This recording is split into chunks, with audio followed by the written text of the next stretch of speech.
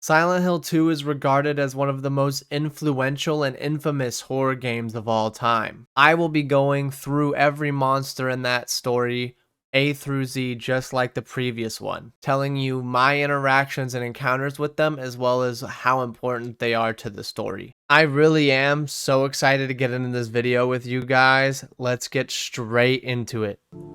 So, as we're getting into this, I just want to put a small disclaimer that some of these monsters are going to have triggering or disturbing contexts and themes about them, especially this first one going up. And I want to say like pretty much every monster hereafter.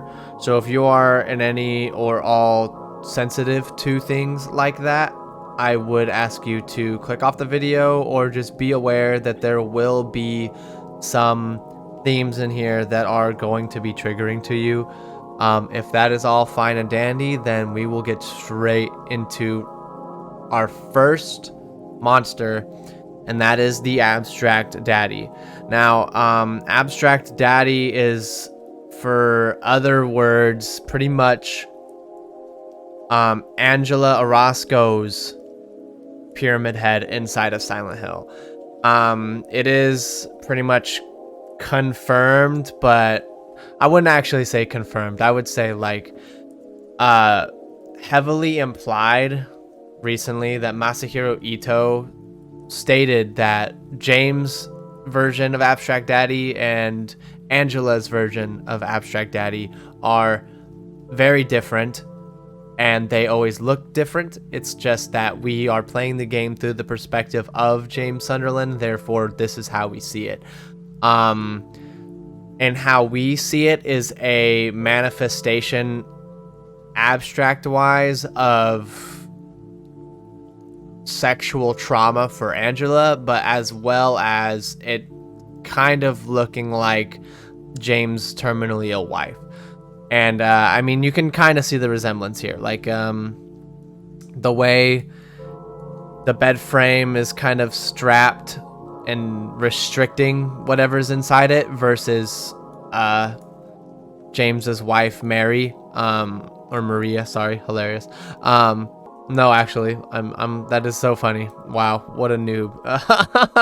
No, this is Mary. What the fuck am I talking about? That's hilarious too, because Mary's on here, but Maria isn't, so I will throw Maria in here and we will do Maria before Mary. But yeah, so the symbolically Mary and Abstract Daddy do look very similar.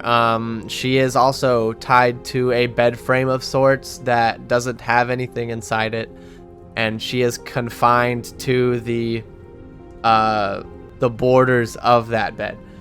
And Abstract Daddy is the same, and we see that, but there's obviously different connotations here. I don't have to get into too much detail of what this looks like. And as far as like gameplay goes, this monster is just very uncomfortable to fight. The room that you're in, the sounds that it's making, the moves that the boss makes, it's just really uncomfortable. All of it implies just something sexually, it's giving sexual assault vibes. Obviously, that's the whole point of the monster. And playing it does very much, it's super uncomfortable. I don't like fighting it. It's one of the boss fights that after streaming I definitely gave a warning of like, guys, this is a very disturbing scene, like please do not like look away. As far as like combat wise, this boss is very easy to fight. It only has one move. The room is slightly claustrophobic. It is very tiny, but I mean, Silent Hill 2 gives you massive amounts of ammo in Silent Hill, so they're like, you should be a walking armory by this point, because it is Lakeview Hotel, so it is very close to the end of the game at this point. Abstract Daddy, as far as its design goes, what it's giving off, it definitely achieves what you need to feel for this monster to have value for it. Like I said, it gives me a sense of super uncomfortability, and like some of my favorite horror games are nothing but psychological horror. Siren Blood Curse is one of my favorite horror games of all time, and that game is nothing but uncomfortable and monsters that should not look the way they look. And Abstract Daddy does it to a T without really seeing anything. The textures that you see here are nothing but grays, browns, reds, blacks. And I could not be all the more disturbed or uncomfortable. And I just think that's a major call to Masahiro Ito's design. And so I'm definitely going to put it somewhere here in A. I do think that these two are like, you know, I'm actually going to keep it all the way A. Like, it's going to be the toppest of A, because I do feel like Silent Hill 1 has less complicated or more complicated designs that do work well for it. I just think this one is such a good design. All right. So we did spend 6 minutes on Abstract Daddy. We're going to spend a little more time on Bobblehead Nurse. So here's the thing. I have to be super careful about what I say here, because this is fundamentally one of the most famous monsters in the Silent Hill series, besides Pyramid Head and besides Alessa, probably. And even then, like, I would say that like Pyramid Head and the Nurse go hand in hand as the most pop culture icon. Like, they're very famous. With that being said, it's gonna go in S tier, but there are reasons why, and there are reasons why I don't like what this monster has turned into. I'm gonna explain it all. So the Bobblehead Nurse is a manifestation of James' subconscious. We encounter them in Brookhaven Hospital after coming to Silent Hill, and we get to the hospital. This is the first time we see them. They are also a manifestation of James's sexual frustration for his wife becoming ill so fast. I think it is very heavily implied that James would like flirt, catcall, have affairs with the nurses around the hospital as Mary was passing away. So the implications in its design give just that. The dress that the Bobblehead Nurse is wearing is very sexual in nature. You see a lot of legs, you see a lot of cleavage. It's no sleeves are in the dress. You see nothing but arms. And I also want to point out something that I don't hear a lot of people point out. As James Sunderland is sexually frustrated, it would make sense that he's not really looking for anything but like physical improvement or physical satisfaction, right? It's obvious that he still loves Mary in the endings that we get that are canon, and it's very clear that the letter that Mary writes you, or I don't even really consider it a letter. I would say like it's them speaking. But after the drowning ending, you kind of have a monologue between the two. And it's very obvious they still love each other. I think that Mary being ill destroyed their relationship, and that's very given. That's the whole point. James is in Silent Hill in the first place. But what I'm getting at is that the Bobblehead Nurse has no face. It is covered up, and we don't really get to see a face at all. Obviously, it's covered with like bandages, a mass of flesh, whatever the case may be. But for symbolic terms, that makes perfect sense. Like, James would not be looking for face in this at all. At least, maybe I'm reaching for straws here, but if James is just looking for sex, or if James is just looking for intimacy because he is frustrated, he's not going to be looking for face. And I think that the monster here in question symbolizes that perfectly. The fact that everything is clear and humanly perfect besides the color and what's going on with the dress. Everything about the body is perfect, but the face is disfigured. I think that just is perfect to imply what emotions and what James is looking for during the downfall of their relationship, that being James and Mary. And I just think that is a very, like, it's a beautiful way to convey, like, guilt, hate, like all these emotions that are going on in this story are conveyed so well with the themes that are going on, that, like I said, there's a reason why this video game is so infamous. Citing back to my homecoming video, this game is damn near perfect, and there's obviously reasons why that are hidden or open inside the monsters.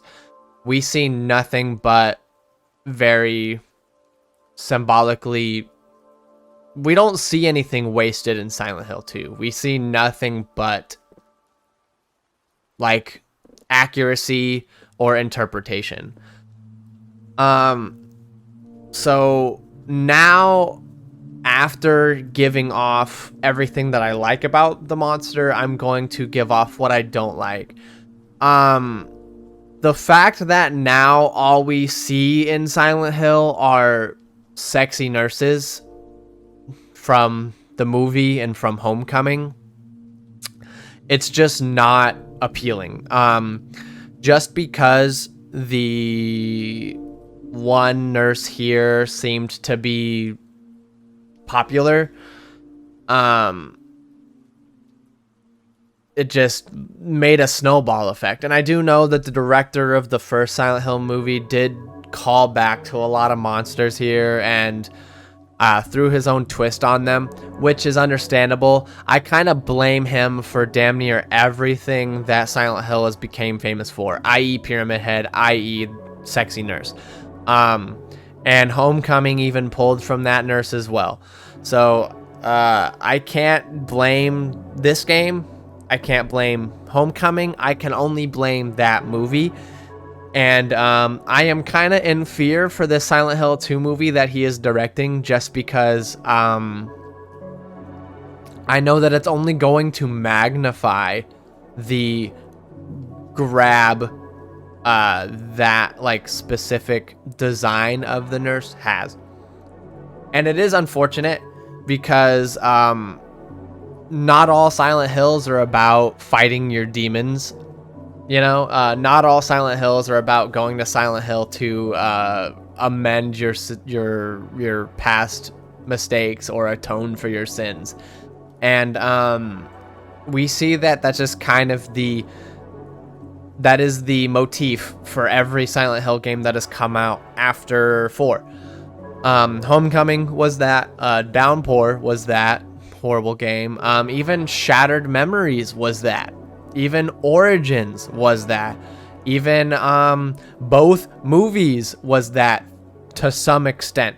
So I mean, like, I'm really hoping that the next game in the franchise does do something different, because like we saw in Silent Hill The Message, there was a way different theme, a way different nuance, and a way different tone to this game than it was to any Silent Hill we've seen. And you want to know why? That was because Masahiro Ito and a few members of the original Team Silent were actually making it. And that is why that game tonally is way different and is honestly the best game to come out since Homecoming. So, I just think that Westerners need to stop fucking making Silent Hill games. And if they do make Silent Hill games, they need to be monitored, or they need to have like what's the word? They need to be coached on things. They need to be told that, hey, like Silent Hill isn't all this. Silent Hill isn't all that. Like, you can make it more psychic horror. You can make it more about like mythos, you know. I feel like Silent Hill 3 did a really good job at making it more about gods and making it about like the unknown. It really is kind of eldritch horror in that fact that like the entire time Cheryl is very like fighting against a god of unknown power. And I think that's what Silent Hill does the best, is that theme in general. So yeah, I think for the time being, the bobblehead nurse is going to stay in S tier. That is really my take on it. I don't really have anything else about it other than that. We are now going to go to the flesh lips. Now this is just a normal enemy. This isn't a boss, just like the nurse. They are called the flesh lip, or they're called underhangers or lustful lips. They have a few things they can do. One cool thing they can do is if you have some near here and there's enemies following you, these guys can actually call out to other enemies that you are near them, which is fucking crazy. I wish Silent Hill did that more often. These guys have kind of a lot of health for like what you're doing. Like, the shotgun is like a 2-shot to these guys, I think, and that's kind of crazy. These guys symbolize, these guys are just kind of the same. They're like confined to a bed, and the same way the abstract daddy is confined to a bed and Mary is confined to a bed, these are confined to a bed. And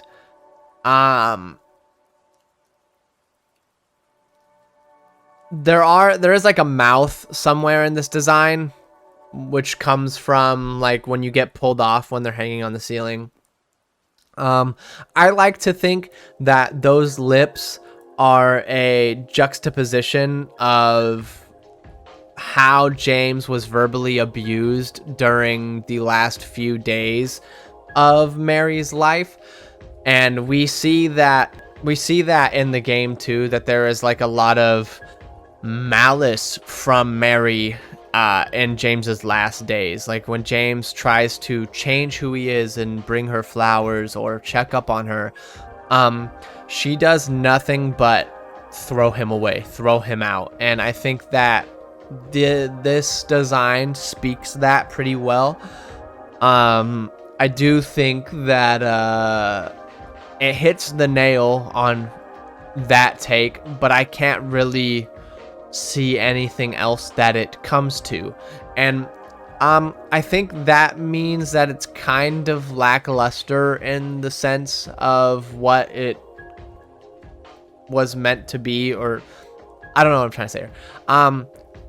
Okay, I think that because I can only interpret it one way, it's definitely not the best character design in Silent Hill, because there are very many different ways you can interpret a lot of these monsters and the other symbols that are in Silent Hill 2. So therefore it is going to get like top B tier. But these guys, combat wise, are so cool to fight. This is one of the like harder monsters to fight in this game. The shotgun is pretty much the only thing that kills them quickly. The steel pipe that you get doesn't really do a whole lot, but it's the best melee in the game besides like James's sword that he gets from the pyramid headroom. But that thing is so slow, so there's no point even using it. So therefore it is going to go into B tier. I think like one cool thing to note here is that if you die to a flesh lip, instead of you falling, you get carried up into the ceiling, which I think is super cool.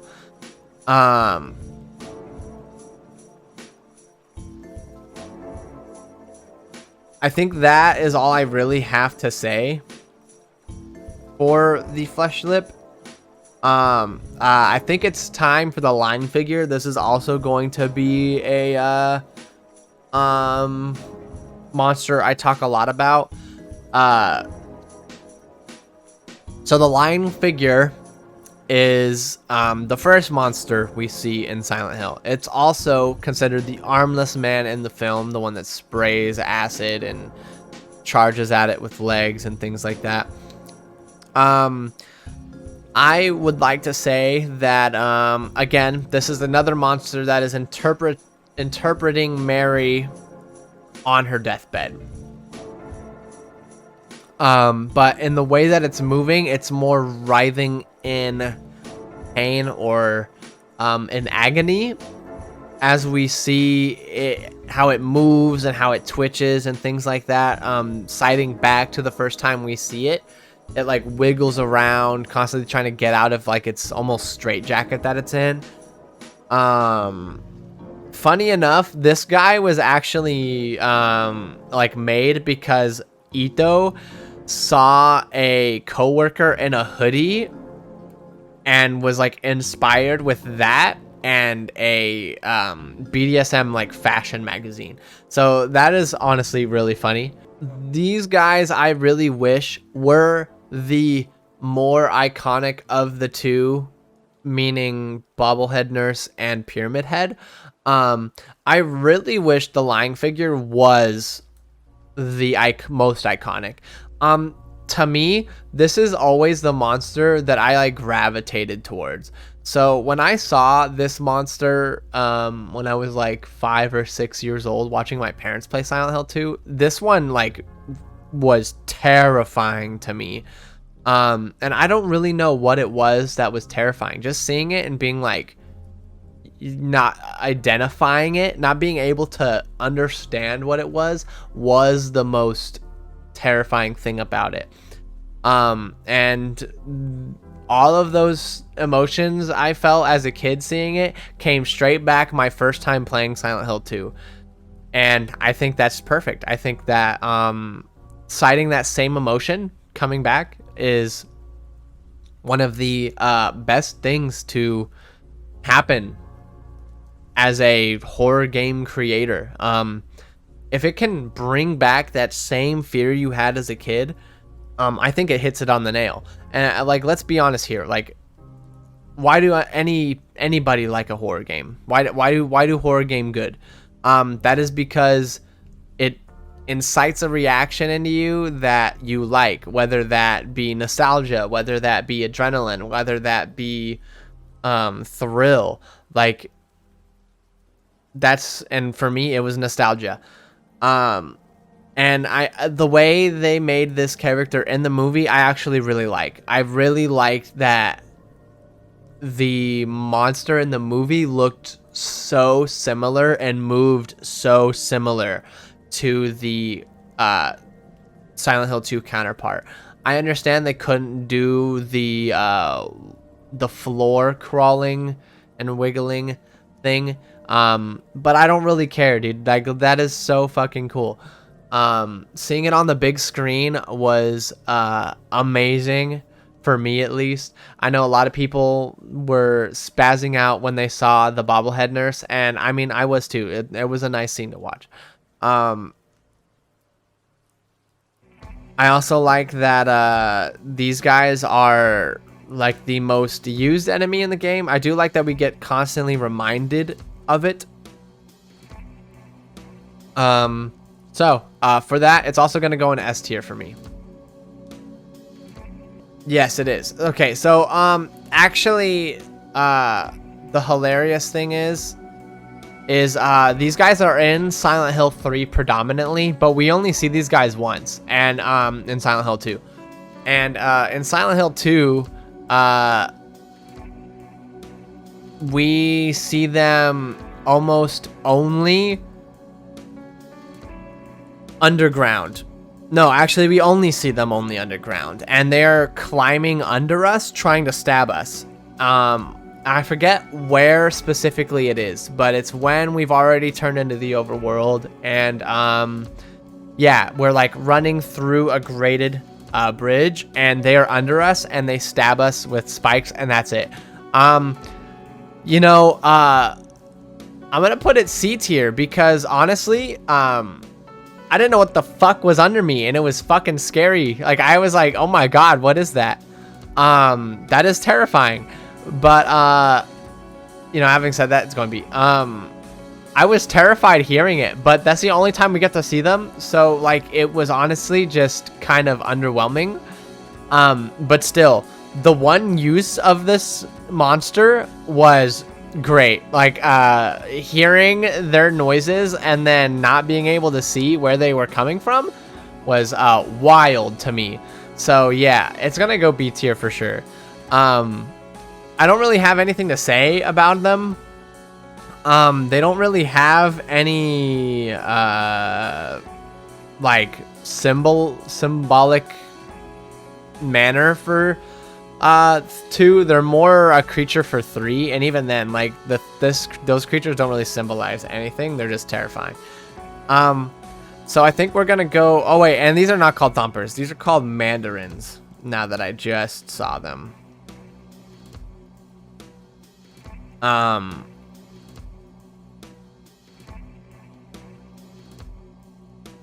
So we are now going to go to the mannequin.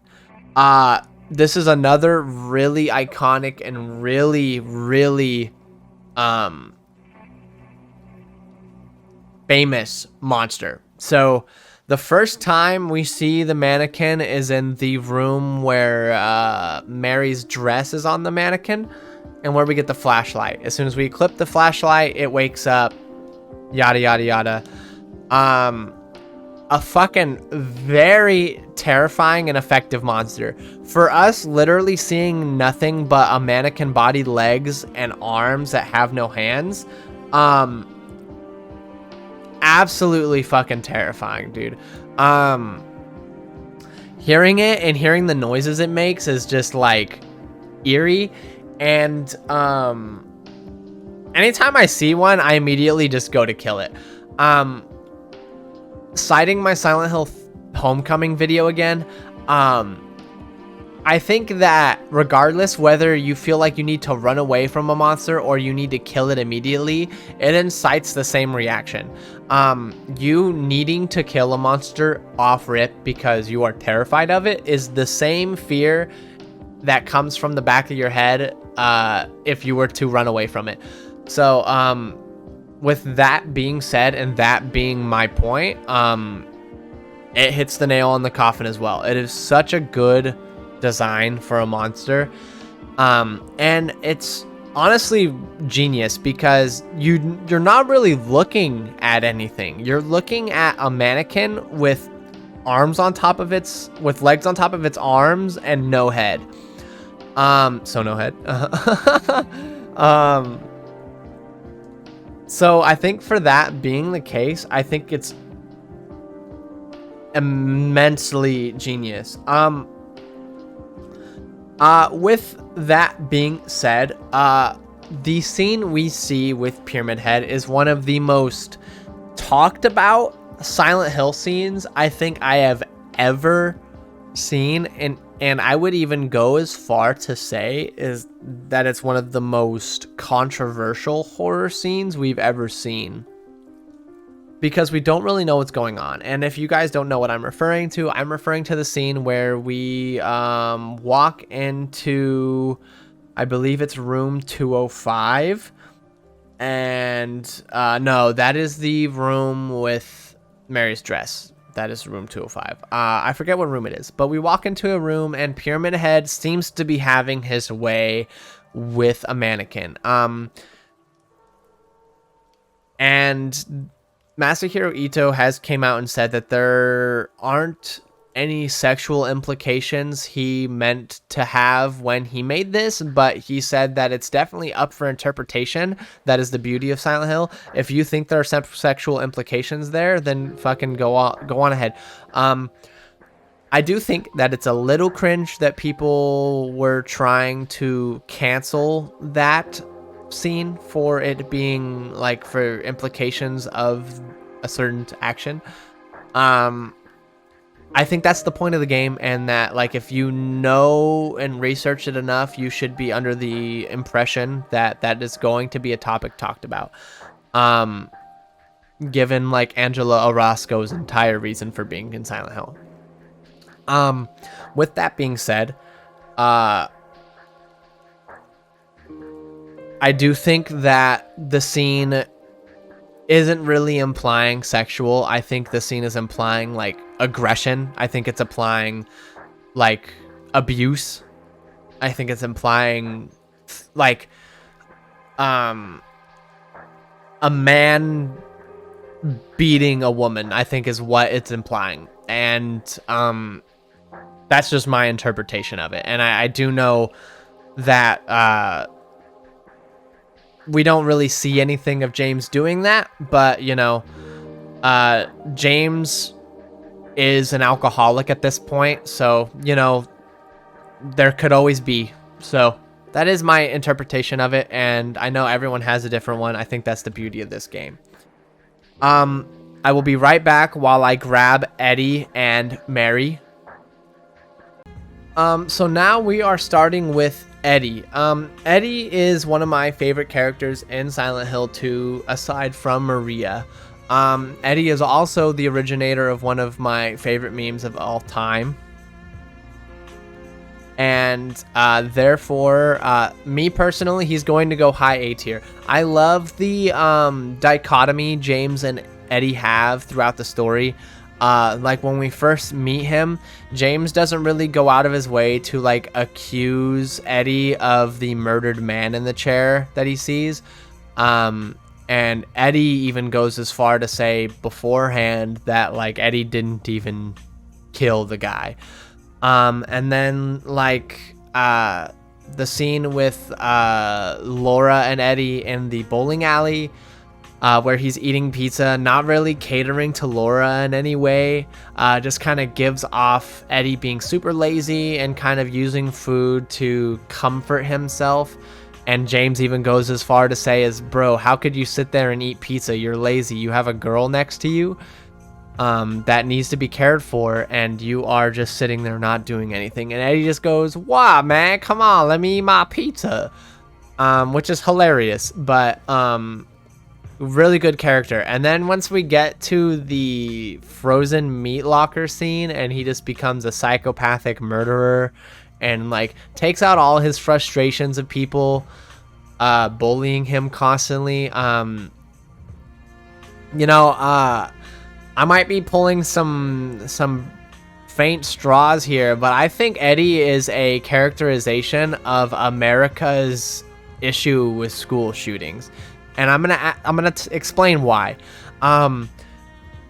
So with the implication that Eddie has gone to Silent Hill for the reason he has, which is that he killed the dog, he killed his neighbor's dog, and then he ran from the police and just wound up in Silent Hill.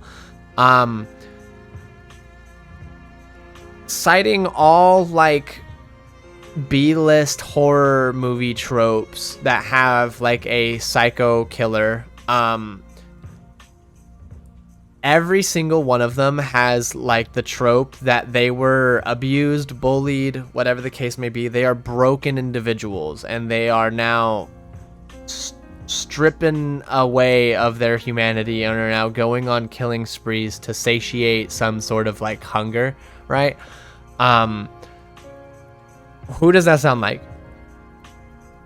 Sounds immediately like Eddie, right? Like, Eddie quote unquote accidentally killing a dog, and then running from the police to Silent Hill, and then is now able to take out all his frustration on the doings of Silent Hill because nothing is there to stop him. And And look how he acts in the frozen locker scene. He immediately is aggressive towards James, accuses James of always hating him, and James is just there trying to find his wife, man. And that sounds like any shooting we've had in America in a school, like citing Columbine, citing anything here. Like, they're all kids that have had troubled lives, that have been bullied constantly, that have been had some sort of mental health issue that ends up making it skyrocket and become insanely horrible to live with, and they just take it out on everybody else. That's Eddie. That is straight up Eddie. And I mean, this game came out around that time. This game came out in 2000. So like, that makes total sense. That let me just look up. Yeah, Columbine happened in 1999. Silent Hill 2 came out in 2000. So 2001. So this is 2 years after Columbine. So the theory lines up, at least. You guys don't have to necessarily agree with that. That's totally fine. That's just my interpretation of Eddie. And don't also go as far to say is that, like, I'm just being edgy and like the school shooting character. I just like how he interacts with James. So with that being said, we are going to go on to my wife, Maria. Maria is probably the most important character in Silent Hill, besides Mary and Pyramid Head and James. I do really like her as a character and how she interacts with James. Like, citing the very beginning of when you see her, she's immediately provocative, like, is like very flirty, like obviously is into James, looks exactly like Mary, but is in a way more like provocative outfit. One, like a very girl boss outfit, right? And then we like see sides flip where like Maria gets sick out of nowhere in a hospital bed. Then we see James go out and find something to make her feel better, and then we see her somewhere and she's very angry because he left Maria for dead. And then we see Maria get taken from James, and James is stricken with grief once again. She is entirely the catalyst for James learning what he is in Silent Hill for, and Pyramid Head is nothing there but to open that catalyst and make him see it. But Maria is the catalyst, and therefore is the entire reason why he figures out what's wrong with him in the first place. S tier character. Not only that, but her original voice actor does such a good job at making Maria not only sound like the stereotypical dumb blonde, but also sound kind of like a nagging wife at the same time. And I think that is like the delivery that she has with Maria's lines. It's so good. It's so good. And like James just sounds like a absolute buffoon the whole time. So it makes sense. Like, James is the stereotypical husband that's not super sharp, just kind of gets the work done, is like a more handy man that he is smart, and Maria is the wife that has the brains, you know, like the high school sweetheart relationship type vibes, right? And I think that works out perfectly for the story. We are gonna do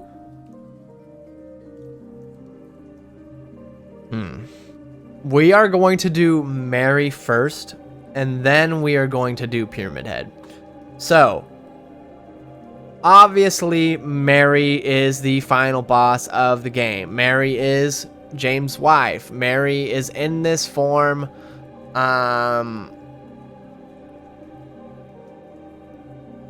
because of how she died. Mary is in this form to finally make James realize that he needs to get over what is troubling him.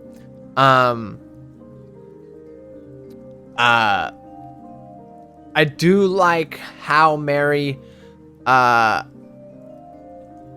reacts to James in different scenes, like in the water leave and I think it is rebirth scene.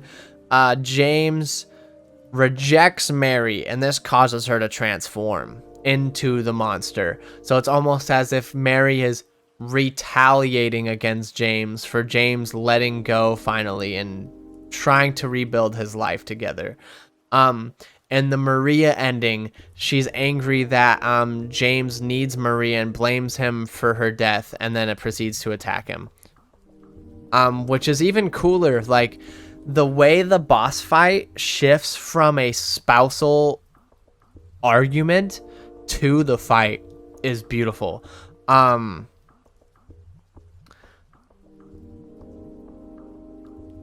I love her design too, the way like she is strapped to the bed, the way that she is like constricted, how like the hood that's on her head kind of looks like she's a nun, but it's also like restricting her head movements. And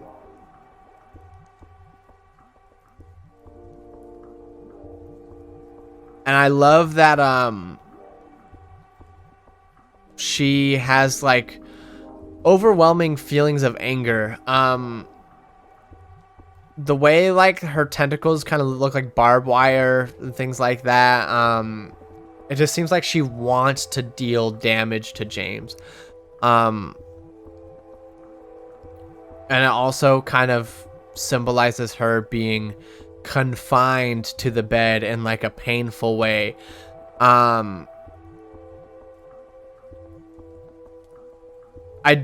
just love this story, man, and I love how it ends. I love that like he doesn't know if he still loved Mary or not after all of this. And I love that. I just love that James went out of his way to try to help her, and then took it upon himself to like rid her of her pain because the doctors told her that there wasn't gonna be a way out, you know. And I think that like it's a super touchy subject because I have spoken to a lot of people about this, and like a lot of people feel that it shouldn't have been up to him to kill Mary.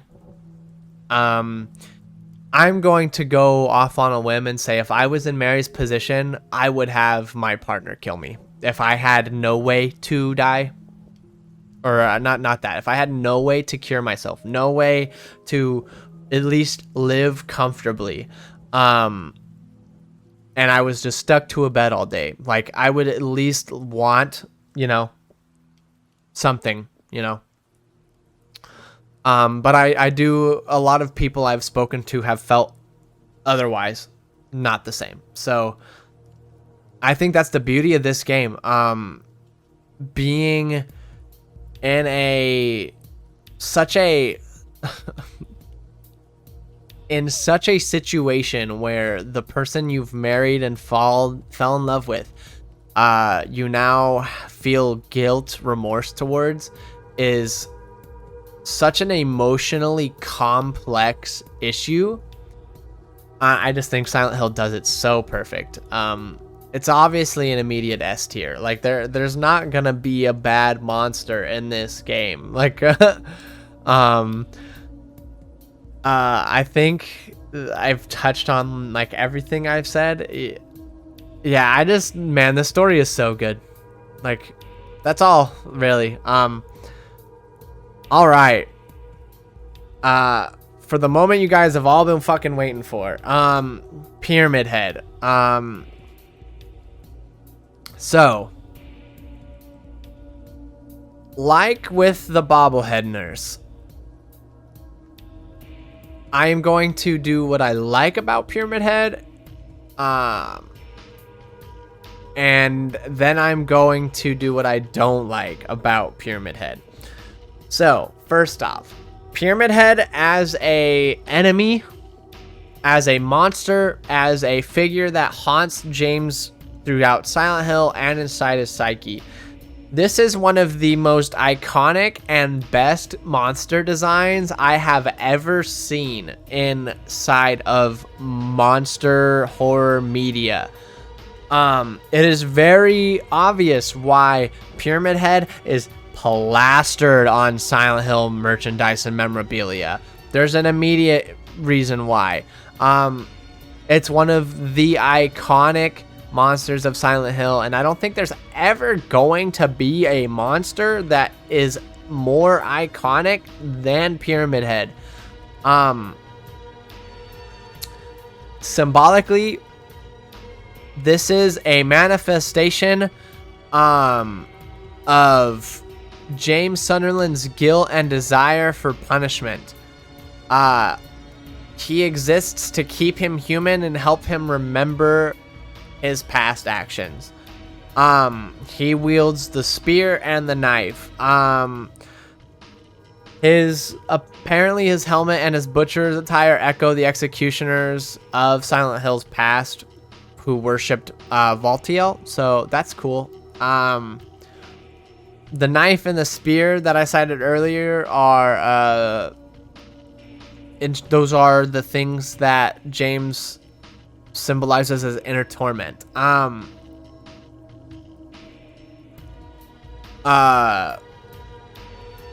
Yeah, man, this is just the figurehead. This is the poster boy of Silent Hill. And we can see that through all of Western media. I have already quoted my video on Homecoming so many times.